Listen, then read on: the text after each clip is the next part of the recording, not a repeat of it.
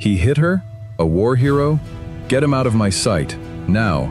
The words cracked through Fort Mayport's central assembly field like a rifle shot, and for 3 full seconds, nobody in the crowd of 1,500 moved. Clarita Howards stood at the edge of the reviewing stand, blood still crusted along the collar of her olive-drab flight suit, her left hand wrapped instinctively around a set of dog tags that did not officially exist anymore. She had a small white scar above her right eyebrow, thin as a hairline crack in porcelain, and nobody standing near her that afternoon understood what it meant. 40 feet away, in the shadow of a support pillar, a young intelligence officer named Rachel Sanders had gone rigid, her clipboard forgotten against her hip, her eyes locked on the fallen man sprawled across the pavement. She had seen the punch land. She had seen what came after, and she understood, in a way the rest of the crowd did not yet, exactly what she had just watched happen. A combat medic who moved like she had nothing left to prove.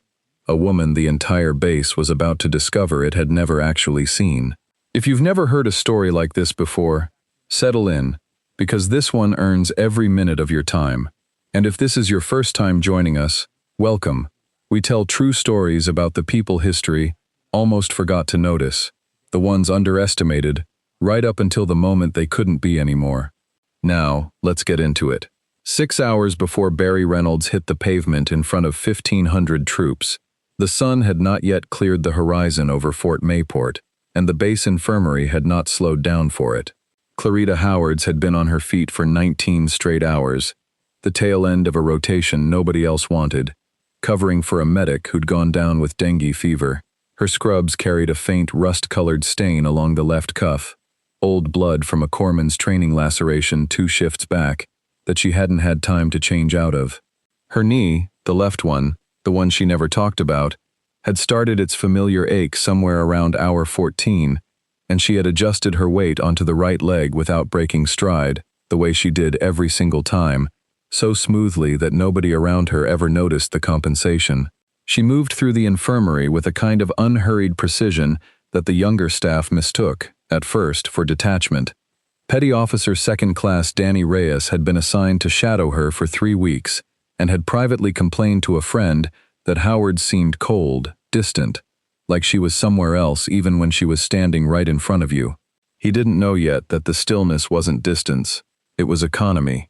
She had learned, a long time ago, that panic burned oxygen, a body needed for something more useful, and she had trained herself out of every unnecessary motion, the way other people trained themselves into good posture. That morning she'd set a compound fracture on a 19-year-old seaman who'd caught his arm in a winch line, and she'd done it without raising her voice once, talking him through the pain in a low, even register that somehow made the room feel less like an emergency and more like a procedure that had already been solved. The attending physician on duty, a reservist named Dr. Amanda Whitmore filling in for the week, had watched her hands and said nothing, because there was nothing useful to say. She had the kind of competence that didn't need narration. By mid-morning she was restocking a supply cart in the hallway outside Triage, sleeves pushed up, dried blood still on her forearm from the winch injury, when a young corpsman asked her, half joking, half genuinely curious, how she stayed so calm during the fracture.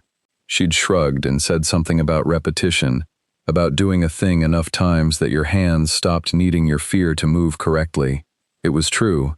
It was also not the whole truth, not even close, and she offered it the way she offered most things about herself, complete on the surface, sealed underneath. Nobody on that base, not one person among the 1,500 troops who would fill the assembly field that afternoon, knew that 4 years earlier, in the mountains outside Kunduz, Afghanistan, a Army Special Operations combat medic callsign Magpie had spent 11 hours moving under sustained enemy fire to reach 6 wounded operators pinned on a ridgeline nobody thought could be reached before dark. She had earned that callsign not for speed, though she had been fast, but for what she'd done in the last 90 minutes of that operation. She had kept a Delta Force team sergeant alive, with 2 collapsed lungs, and no working IV line, by using her own body as a windbreak against rotor wash, while she worked a needle decompression by feel, in the dark, while rounds cracked off the rocks 8 feet from her head. The team sergeant had lived. Command had wanted to put her name on paperwork that would have followed her the rest of her career, and she had asked them, quietly, not to.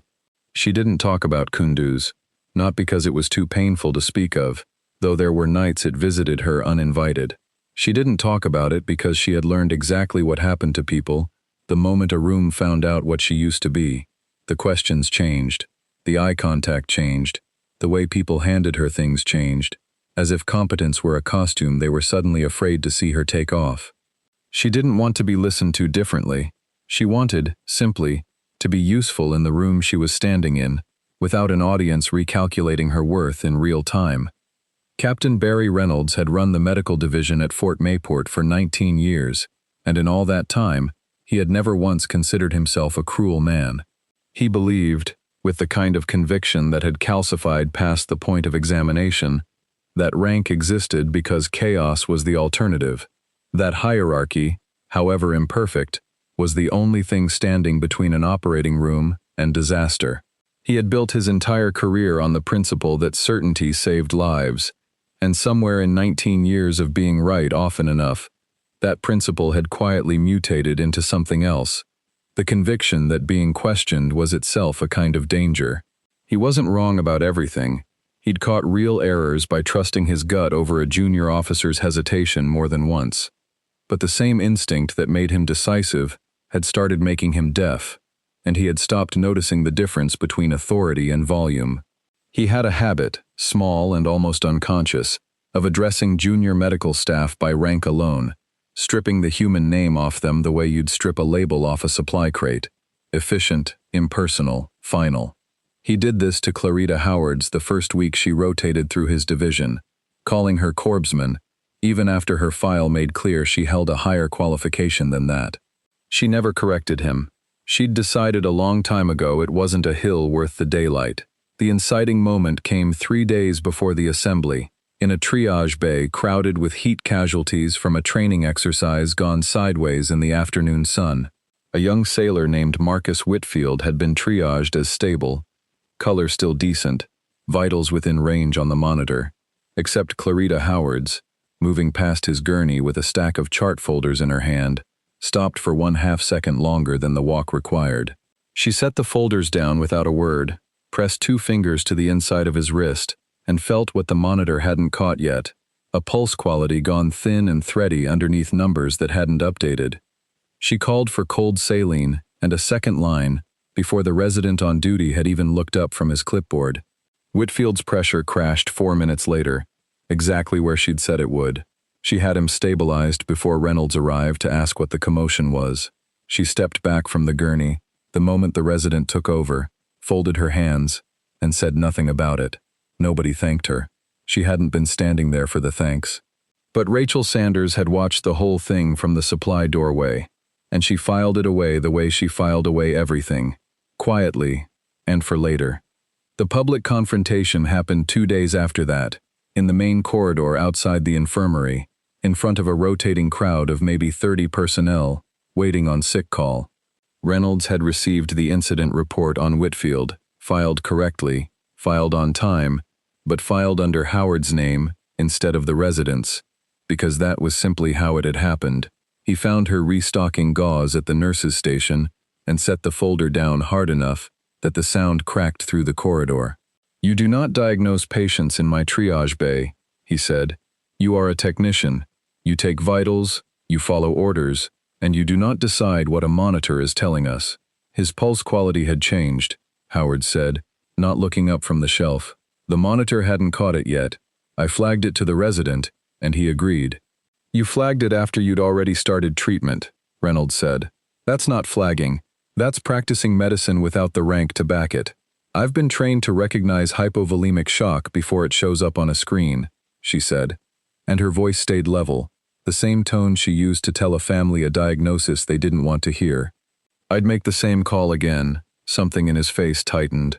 "You people," he said, and he chose the word with a precision that made 2 nearby corpsmen look up from their clipboards, "always think field experience makes you a doctor.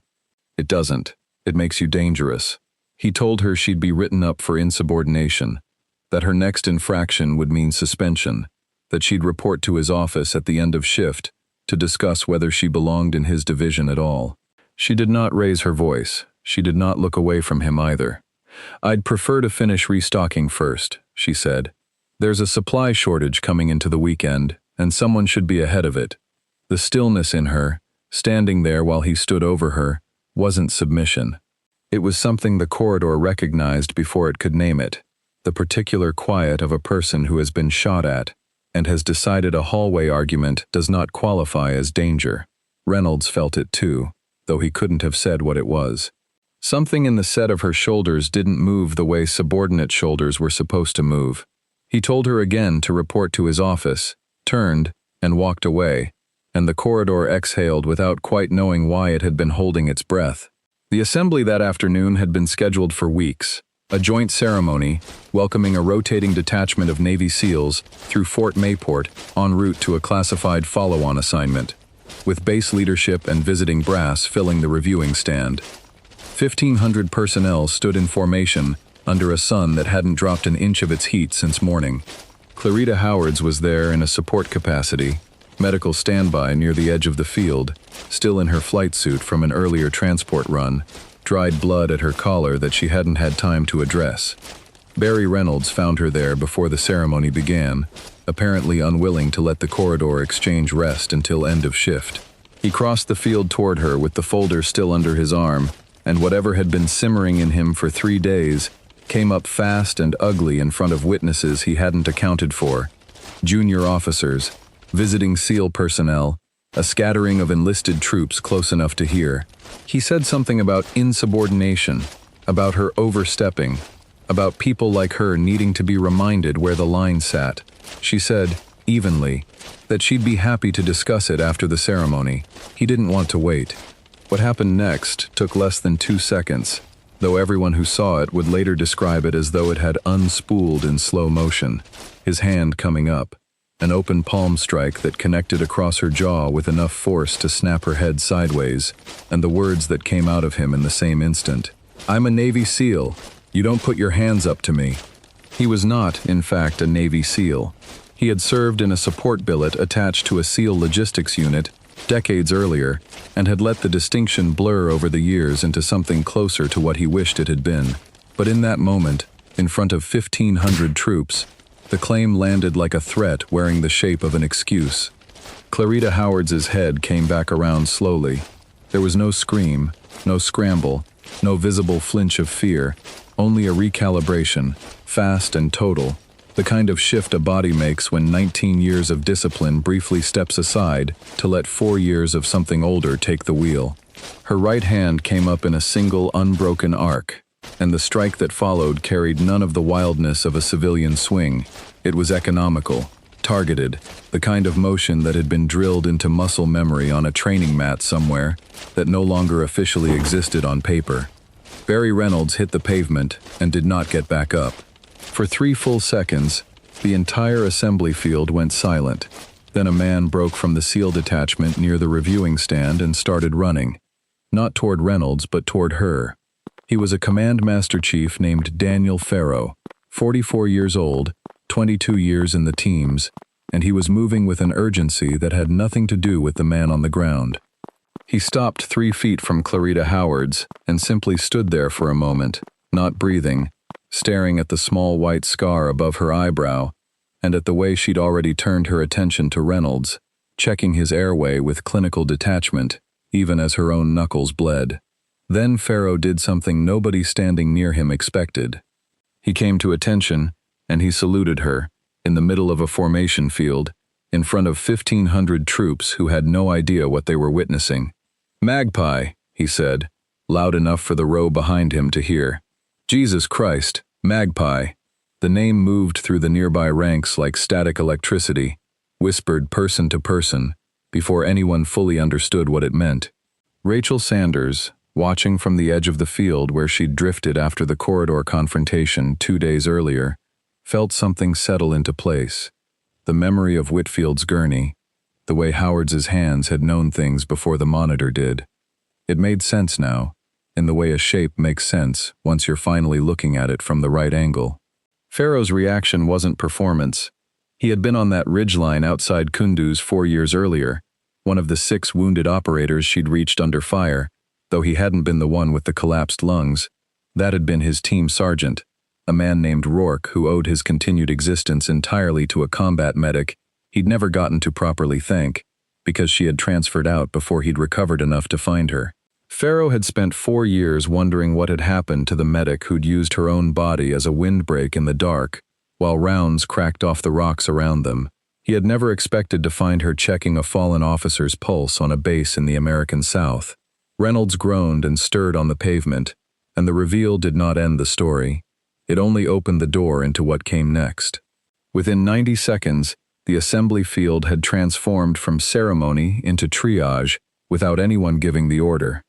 Reynolds had gone down hard enough that a concern beyond a simple knockout emerged fast. He wasn't regaining full consciousness the way a clean hit should allow, and his breathing had gone shallow and irregular. Clarita Howards was already kneeling beside him, her bloodied knuckles forgotten, running her fingers along the base of his skull with a focus that had nothing to do with what had happened between them minutes earlier. She found what she was looking for, a soft depression above his right ear, the pavement having caught him wrong on the way down, and called out, without raising her voice, for a C-collar and a backboard, for someone to keep his head stabilized in neutral alignment, for the on-call surgeon to be paged immediately with a probable skull fracture and possible epidural hematoma. Her voice carried the same even register she'd used with the 19-year-old seaman's fracture that morning, the tone of someone who had long ago stopped needing panic to move fast. A young corpsman named Ellis Whitcomb, 19 years old and 3 weeks out of training, had gone white and frozen at the edge of the gathering crowd, his hands shaking too badly to be useful. Howards caught his eye without breaking her rhythm on Reynolds's cervical spine and said his name once, quietly, and told him exactly what she needed from him. Hold pressure here, count his respirations out loud, don't stop counting no matter what you hear around you. It wasn't gentleness exactly, it was purpose handed to someone who needed somewhere to put his fear, and it worked. His hands steadied within seconds because she'd given them a job too specific to shake through.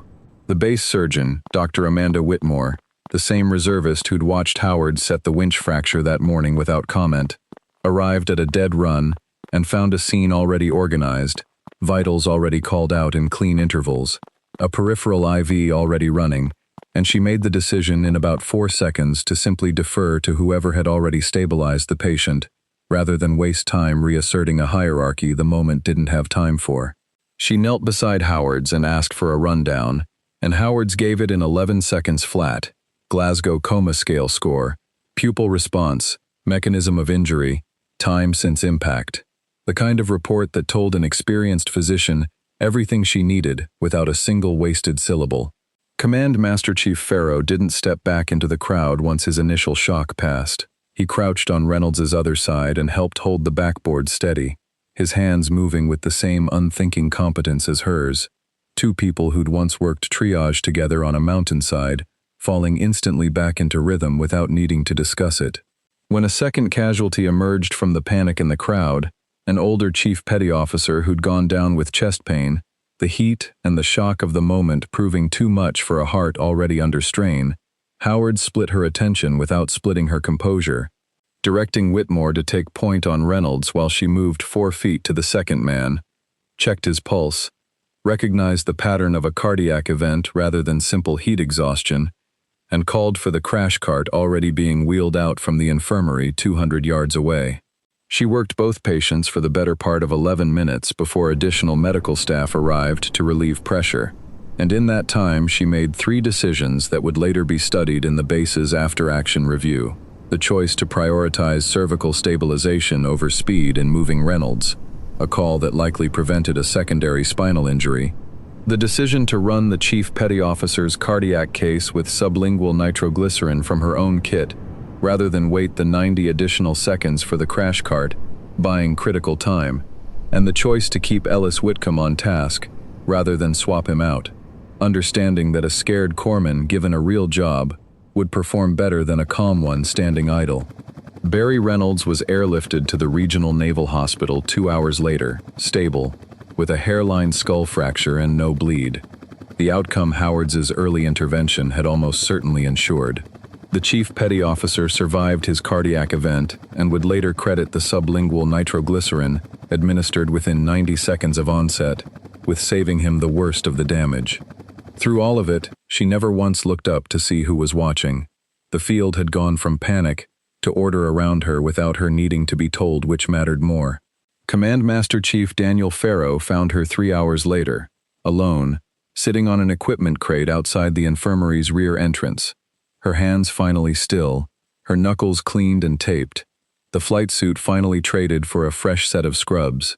The sun had dropped low enough to throw the whole loading dock into a soft orange wash, and the noise of the base had receded to a low hum somewhere behind them. He didn't say anything at first. He just sat down on the crate beside her and set something small on the concrete between them, a challenge coin, worn smooth at the edges, the kind that only circulated among a very small number of people who'd earned the right to carry one. "Rourke made it," he said finally. "Team Sergeant, the one you kept breathing on that ridge. He's got 2 kids now. Wanted you to know that, if I ever found you." She looked at the coin for a long moment before she picked it up, turning it over once in her fingers. "I'm glad," she said. "I think about that night sometimes. I'm glad it turned out the way it did." "Command still doesn't know what to call what you did out there," Pharaoh said. "Some people wanted your name on paperwork you turned down. That still stands, if you want it. I could make some calls." "I don't," she said, and there was no bitterness in it, only clarity. "That medic on the ridge, she's not really who I am anymore. She's who I was for 11 hours, 4 years ago, and I'm proud of what she did. But I built something quieter after that, and it's the thing I actually want to be. I don't need the ridge to follow me into every room I walk into for the rest of my life." Pharaoh studied her for a moment, and something in his expression suggested he didn't fully agree, that some part of him believed a person that capable owed the world more visible use of it, but he didn't press. "Keep the coin anyway," he said, standing. "Not because you have to be her again, just because she was real, and so were you." She closed her hand around it and didn't answer, and he didn't wait for one. Barry Reynolds sent for her 11 days later, once he'd been cleared to return to light duty at Fort Mayport, his head still shaved along one side, where the surgical team had checked for swelling that never came. He didn't summon her to his office. He found her instead in the equipment room, where she was restocking trauma kits, and he stood in the doorway for a long moment before he spoke. "I looked at the after-action report," he said. "3 separate calls you made out there. Every one of them was right." "I don't..." He stopped, started again. "I've spent 19 years believing that keeping tight control of that floor was the only thing standing between order and chaos. I said something to you in that corridor I've said, in one form or another, to a dozen people over the years. I never once thought about what it cost them to hear it." He didn't offer an excuse. He didn't hide behind rank or protocol or the heat of the moment. "I'm sorry," he said, plainly. Not the kind of sorry that comes with a reason attached. She set down the kit in her hands and looked at him for a moment. "Thank you for saying that," she said. She didn't tell him it was fine, because it hadn't been. She didn't offer him the comfort of an easy forgiveness he hadn't earned yet. "I hope you mean it 3 months from now, too," she said. "Not just today." He nodded, once, and left without pushing for more, and that was the whole of it. No ceremony, no formal reconciliation, just 2 people leaving a room slightly more honest than they'd entered it. By the following week, the base had mostly moved on the way bases always do, on to the next drill, the next rotation, the next crisis that needed hands more than headlines.